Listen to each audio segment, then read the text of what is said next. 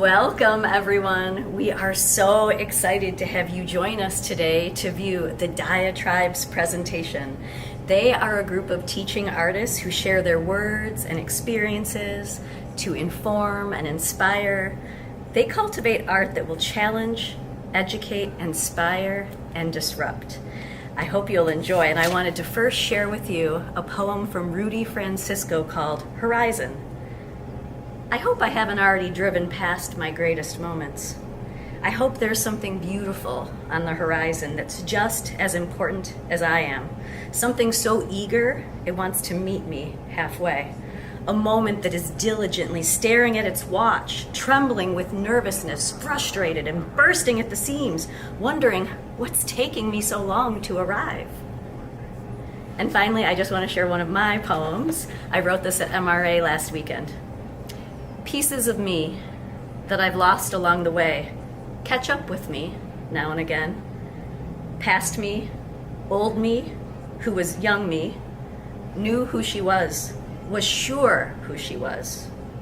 Present me, old me, the me now, is not so certain. I'm a body of water, as changing as the weather. I hope that you'll enjoy this presentation from the Diatribe and be inspired to write your own poetry that you hopefully submit to.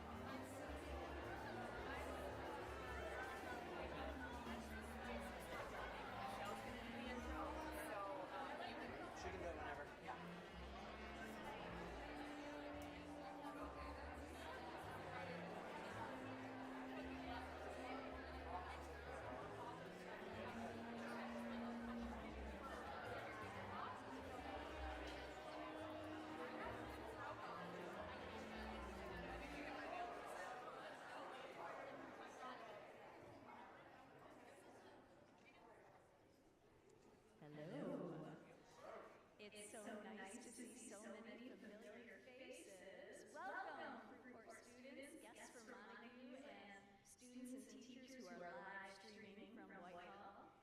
Thanks to the MAISD, which I work for Public Coordinator, live streaming this morning to allow more students to be able to engage. We are so proud to host this special assembly with the Diatribe for schools in Muskegon County in partnership with Muskegon Area District Library as the kickoff to MADL's poetry competition launching today and throughout the month of April. As you all know, Fruitport Schools has a long history of encouraging students in their artistic expressions. We hope that this morning is inspiring and encouraging to all of you, and that many of you will take the opportunity offered to share your poetic voice with the community through this poetry competition. With that, I'd like to welcome Sarah Rinsema-Seidenveld from Muskegon Area District Library to tell us a bit more about the poetry competition and to introduce our featured guest from Diatribe this morning.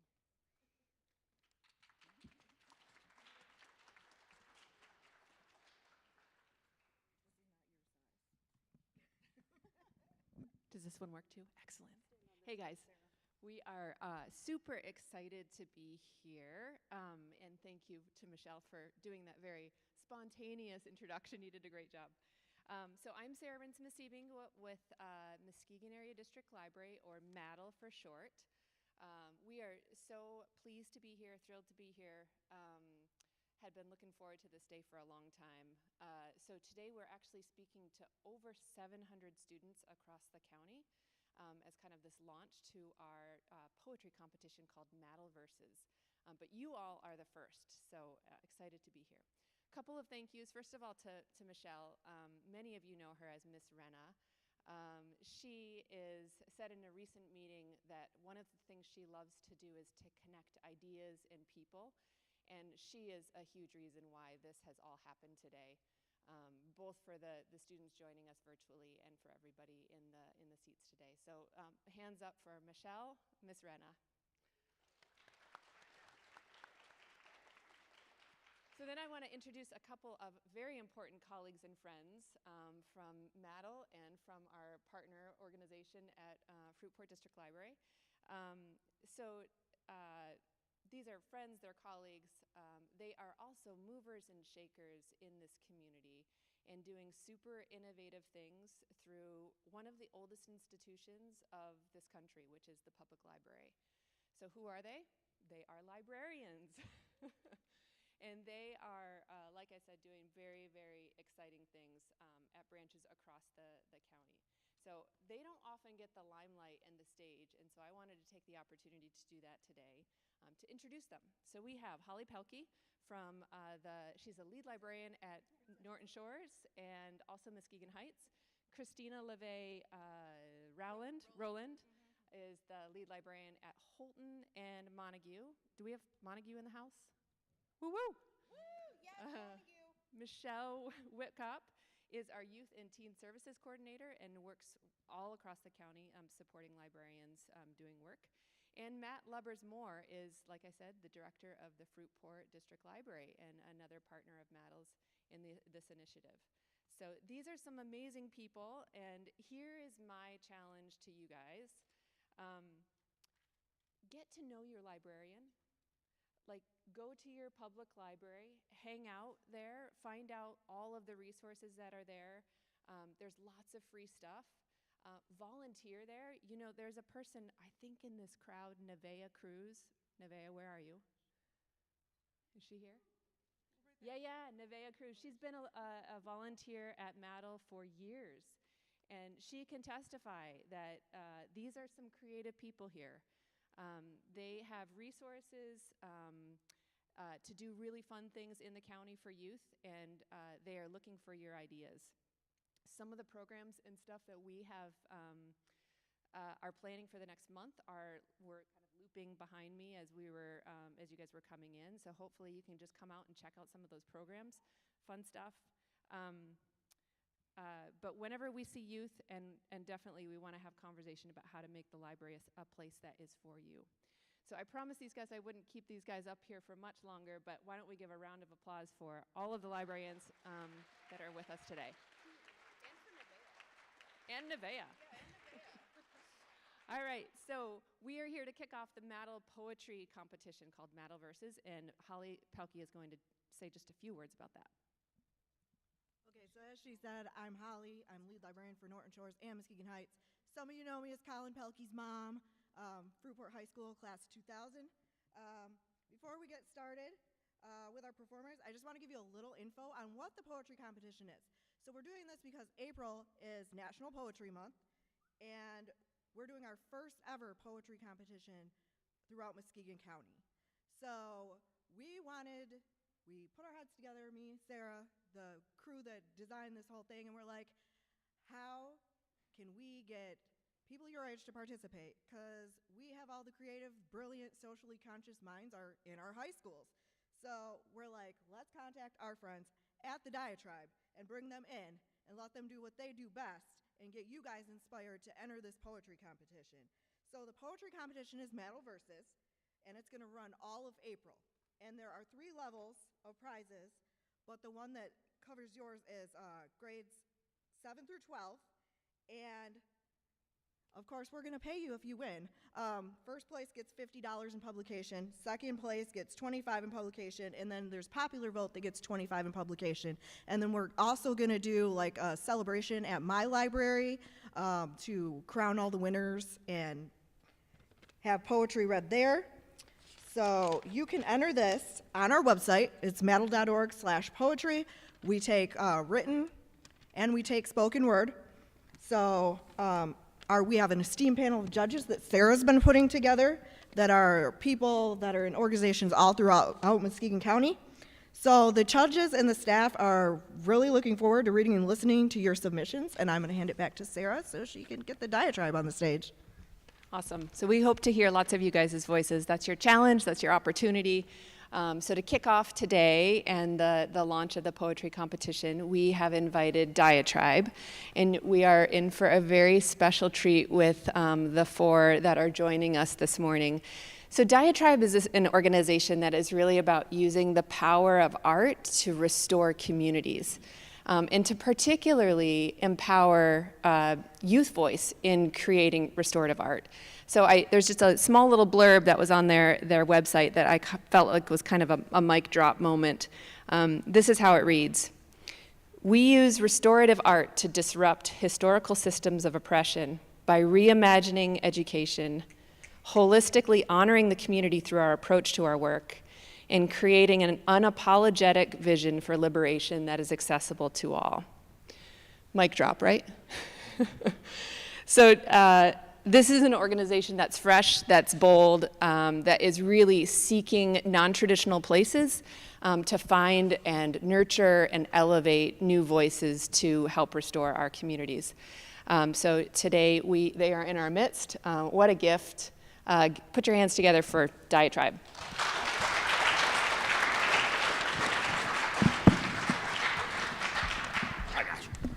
Yo, Foodport, can you make some noise?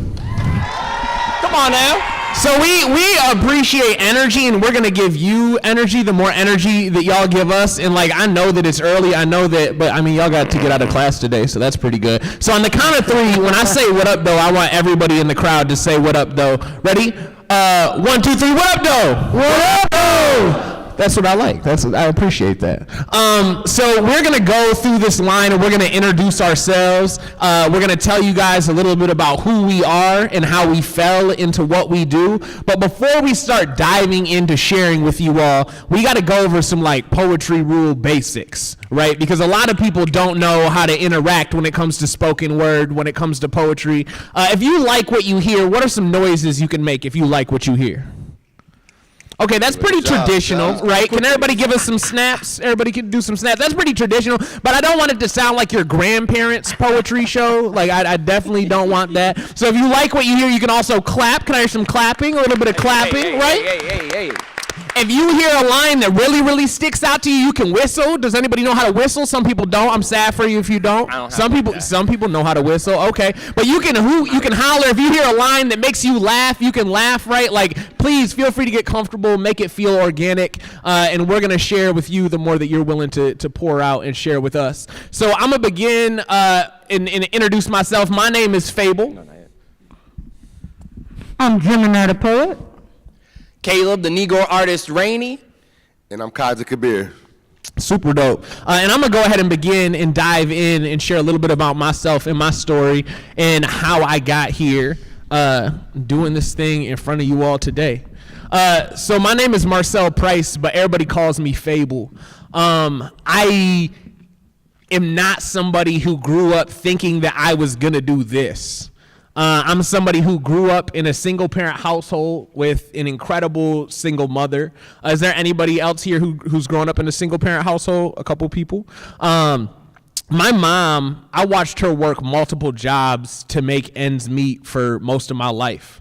A majority of my life when my mom was at work, I would spend time with my grandma and my grandpa. And my grandma and my grandpa were like my parents. They were my everything. When my little brother's dad came into the picture, he was somebody who struggled with drugs pretty heavily. He was somebody who struggled with narcotics. He did coke. And whenever he would partake in drinking and substances, he would always put his hands on me. And it made me be a really angry person. I was that kid that throughout high school, you could always see me getting in fights in the lunchroom, fights at basketball games, football games. I spent a lot of time in school suspension. I also spent a lot of time in out of school suspension. But I think now that I look back, what I was doing is I was trying to take back power wherever I could, because at home I felt like I was having so much taken away from me. Also at that age, in my early teens, I was diagnosed with anxiety, bipolar, and depression, which is to say I'm a lot of a human being, in a lot of ups and downs. But to get to where I am today, I had a really untraditional journey. So I didn't go to higher ed. I'm not somebody that went to college to do what I'm doing. And I was never really good at writing. I actually fell in love with writing because a teacher made a deal with me. So I was failing out of high school English class, like bad, doing really, really awful. And a teacher pulled me aside and was like, hey, I'll make a deal with you. If you turn in a piece of creative writing every day, I'll pass you. And I was like, bet, that sounds better than getting grounded. I will absolutely take that deal.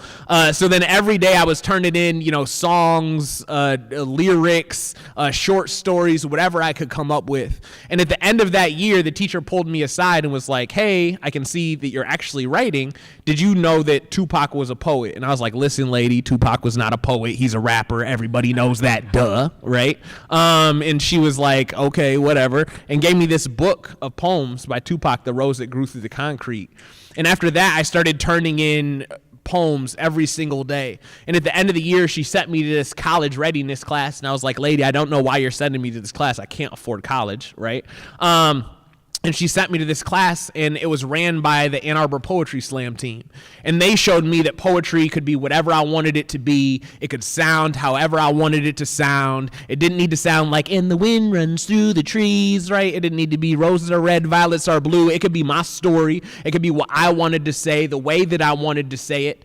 And before I knew it, I got to where I am today. I was the first person of color to be labeled the title of Poet Laureate in the city of Grand Rapids. I was the youngest of in city history, the first without a college degree. We now run this huge organization that's getting ready to create a multicultural arts center in our neighborhood. We do murals all across the city. I've had the honor of touring across the nation multiple times, speaking everywhere from UCLA to NYU. And I didn't even realize how far that my voice could take me, that my story could take me, or that I could do something like this for a living. So I'm here today to tell you all, if you don't like to write, you don't have to like to write to get into sharing your story, right? And your story has value, even though people try to convince you that it doesn't. But I'm a lighten it up a little bit, and I'm a read this poem about how bad my eyes are. Because I'm wearing glasses and they don't look super thick, but that's because these are the ultra thins. My eyes are bad. My vision is terrible. So I used to be like that little kid walking around in school with the Coke bottle, giant, fat, ugly boys. Yeah, anyways. This is a poem about that. At 10 years old, I tried to hit a soda can that was 5 feet away with a BB gun. Started to realize I couldn't read the words Coca-Cola on it, pulled the trigger anyway, failing to make the connection. Realizing A, I might need glasses, and B, if you can't see, you probably shouldn't be trying to shoot things. What I did peg was this 2-inch wide oak tree by mistake. Following this experience was my first visit to the optometrist. Glasses have not always been as in as they are now. I wheeled in this ugly rat tail and high top fade, was dreading this experience. The frames bestowed upon me were a decadent blend of what can only be described as an infusion of leopard print and tortoise shell, an amalgamation of two creatures nature would never allow to make love. Why?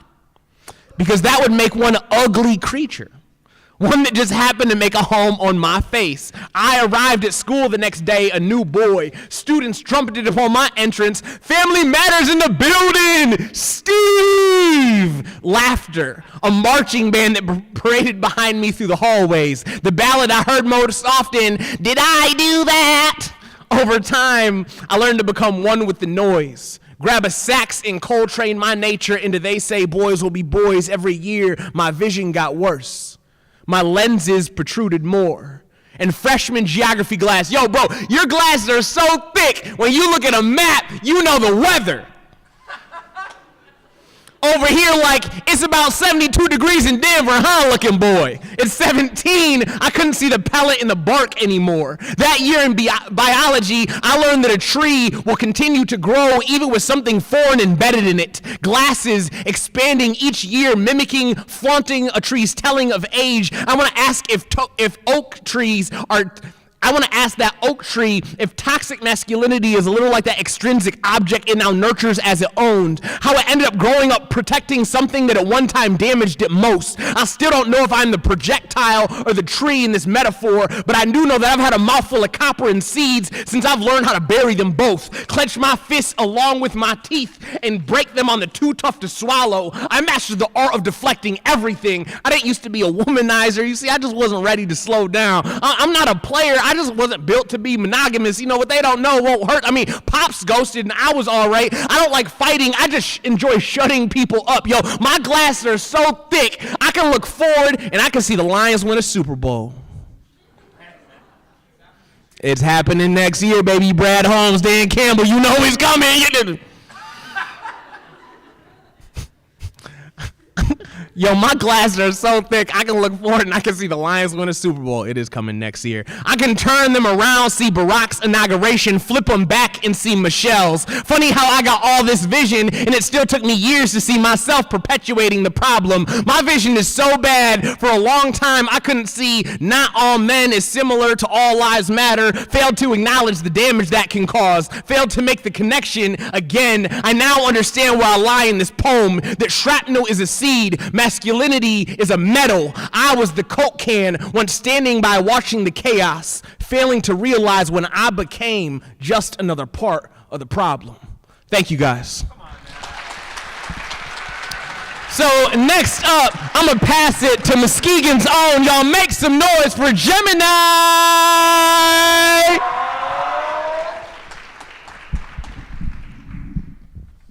How y'all doing? All right, I'm not sick. That's not why I got the mask. I'm not one of those people who are like a COVID terrorist, but I go by the voice for the voiceless, and the crazy thing is I wore this mask prior to COVID, not knowing I would be stuck wearing the mask for like 2.5 years.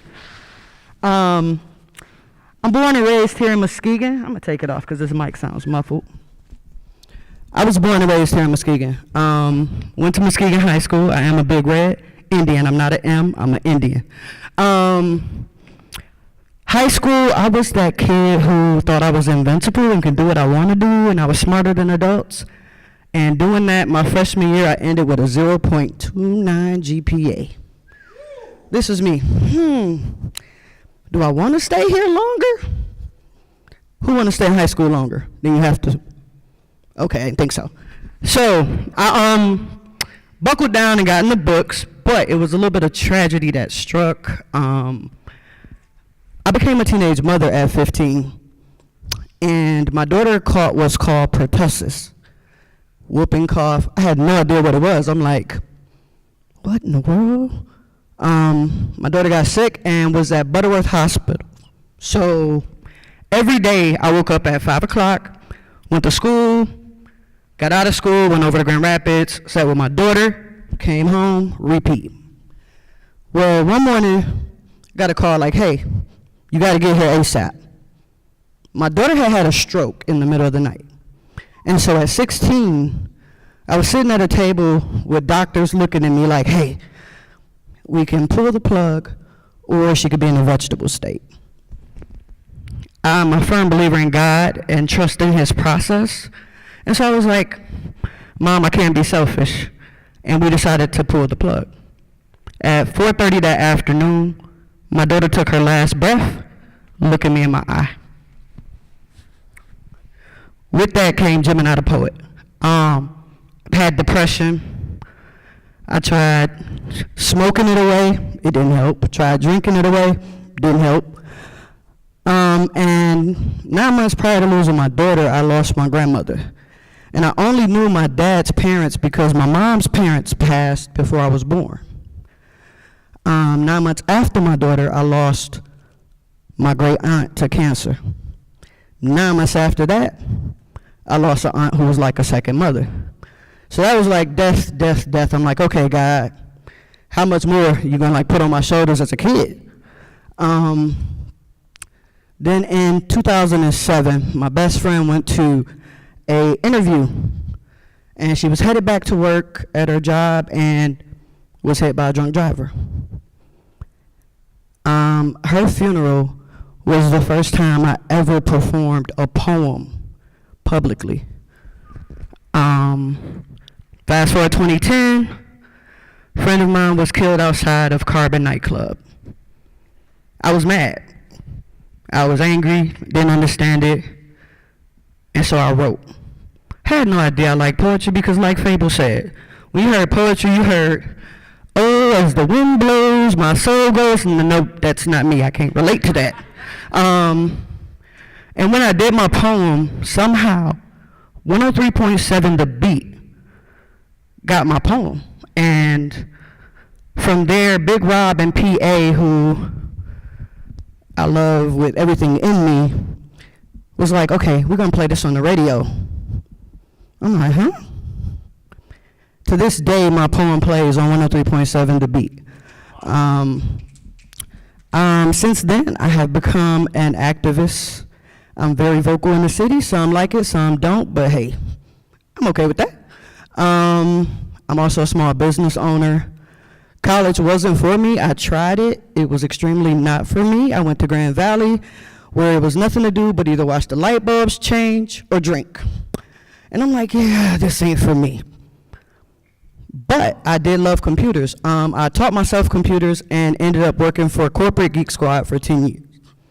But this is me. I don't want to do this forever. My passion is poetry.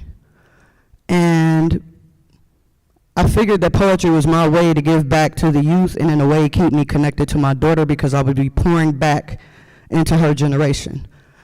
Since then, I have published 3 books. I've spoke at 4 TEDx events. I won a Poet Across American Award, 2015 Best Local Spoken Word Artist, and 2013 Entertainer of the Year. And I do it because I feel like coming up I had a village. And as time has progressed, that village in Muskegon has kind of disappeared. And so I try to be that person that show up for the youth. Like if I tell them I'm gonna do something, I do it, because so often adults will tell you one thing and then they'll take their word back because, oh, I have something better to do. I vowed to never do that to any of the youth that I interact with. They can call me at 2, 3 o'clock in the morning, I'm gonna be present. And so I'm gonna end with a poem called Who is Gemini the Poet? I am that young girl with low self-esteem, dying to fit in. I am that young girl who hid her sexuality because society condemned it and labeled it a sin. I am that young girl who craved the attention of her father. I am that young girl whose heart was broken when he didn't bother. I am that young girl who picked up that pen and let it cry my tears onto paper, allowing my emotions to be released like vapors. I am the product of a community that would much rather be prescribed pills and labeled for illnesses like ADHD, when in reality I suffer from hood mentality PTSD, which could be addressed if one seeking therapy wasn't looked at as a sign of being weak. So I vow to be the voice for the voiceless, for those who have endured some of the same traumas as me. I'm a product of a generation who thinks it's okay to solve their problems with guns. I'm a product of a society that feels when things get too hard, it's okay to run. Constantly being judged by the way that I dress and my tattoos. If only they could take the time to see past that and see that I'm the one who gets disturbed when I see the news, showing the constant downfall of our community. That I'm a pillar of our community out here trying to push unity. That I strive to get our youth to realize their true potential. Showing them that to be successful in life, go to school, go graduate, go to college, go to trade school and get your credentials. Telling them to never let anyone determine their fate.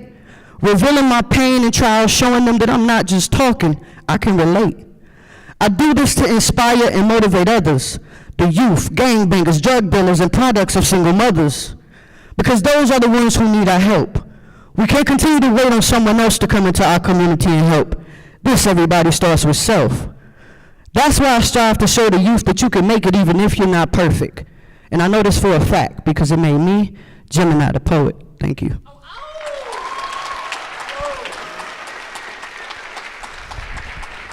Next up, make some noise for my guy, Caleb, the Negro artist. Thank you. Yo, I hope there's mic on. All right, I'm gonna give y'all